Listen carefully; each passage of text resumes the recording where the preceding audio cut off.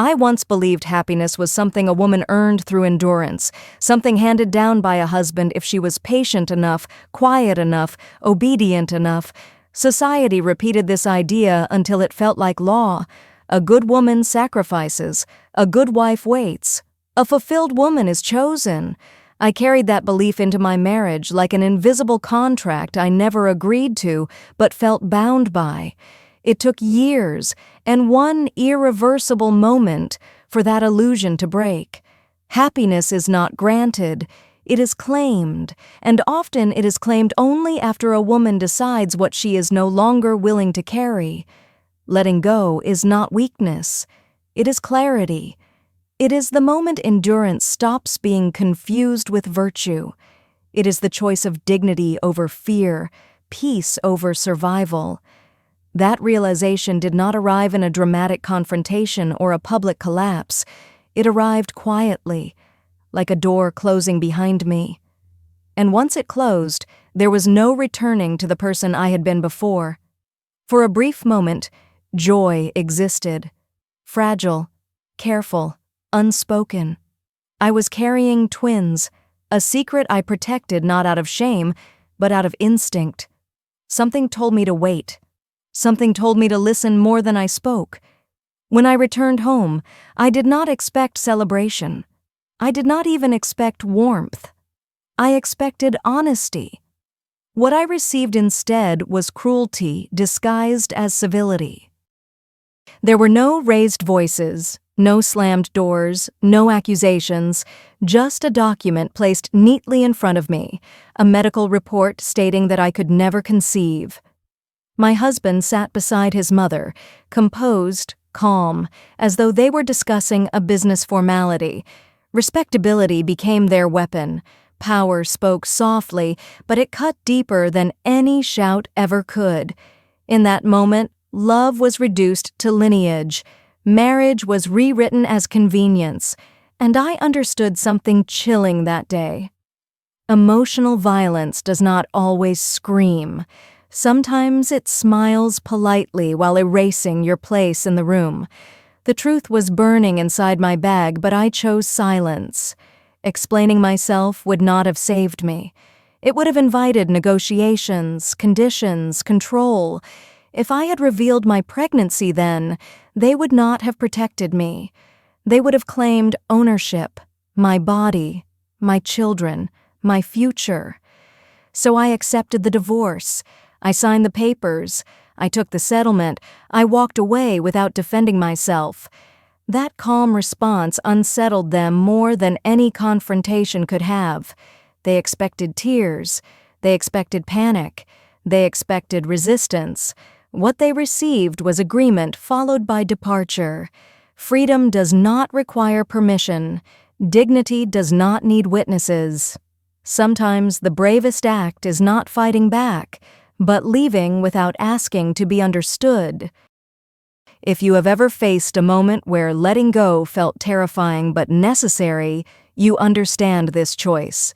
And if this moment resonates with you, quietly comment number 6 below, not for anyone else, but as a reminder to yourself that walking away can be strength. After the divorce, something subtle but profound shifted. Without revenge, without confrontation, without announcements, I stepped into a life shaped entirely by my own decisions. Financial independence did more than provide comfort. It restored my identity. I chose where I lived, how I dressed, how I spent my mornings and my silence. I no longer waited for approval. I no longer explained my boundaries. I learned that autonomy does not arrive loudly.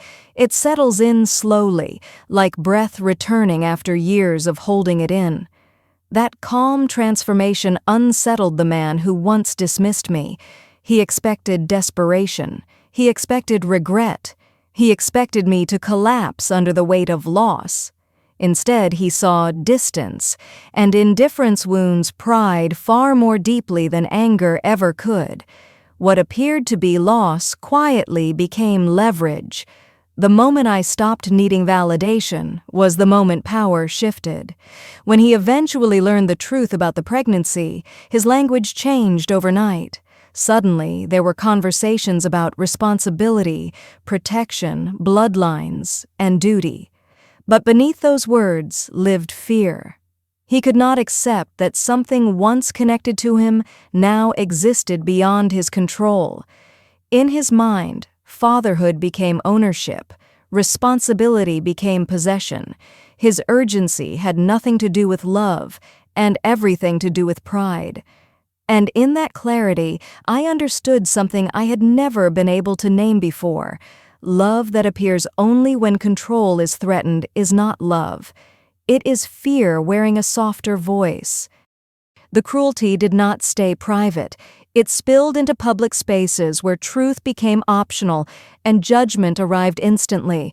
I was labeled selfish, calculating, greedy. Strangers who knew nothing of my life felt entitled to condemn me. Reputation collapsed overnight. That experience taught me how fragile public opinion is when wealth and influence control the narrative. Instead of defending myself to every accusation, I chose restraint. Silence became my shield. Dignity, I learned, does not come from being believed by everyone. It comes from remaining steady when the world misunderstands you completely.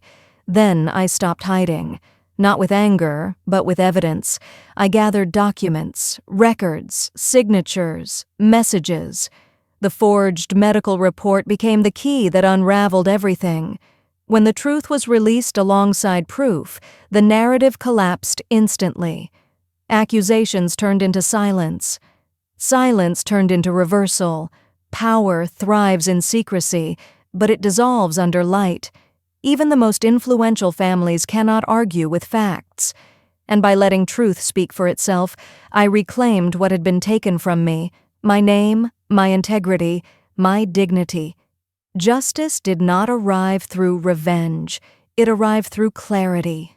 The real turning point did not come through arguments or courtrooms, but through fear. A sudden crisis forced choices that could no longer be postponed.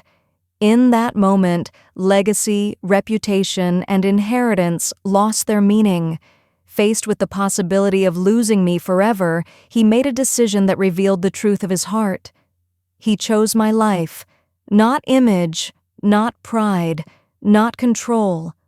That single choice stripped away arrogance more effectively than punishment ever could. True repentance is not announced. It is revealed when someone understands the cost of their actions, especially when it is almost too late. Redemption did not arrive with apologies or promises. It arrived through action, quiet, consistent, exhausting action. He showed up without guarantees, learned responsibility without authority. Care replaced command. Consistency replaced words. I did not rush forgiveness. I observed. Healing, I learned, is not reconciliation at any cost. It is allowing space for change without surrendering boundaries. Forgiveness is not forgetting. It is choosing not to bleed forever. Years passed. Life softened. There was no dramatic victory, no public triumph. What remained was peace. Love returned without possession. Partnership existed without contracts. Family grew without fear. Happiness, I realized, is not perfection. It is calm earned after storms, when people choose growth over pride, responsibility over control. The past did not disappear, but it no longer defined us. Today, when I look back, I no longer feel anger. I feel clarity. Happiness was never about being chosen. It was about choosing myself. Letting go did not destroy my life. It rebuilt it. And if this story reminded you of your own strength, support the channel by liking the video, sharing it with someone who needs this message, and subscribing for more stories about healing, dignity, and real-life lessons that stay with you long after the screen fades.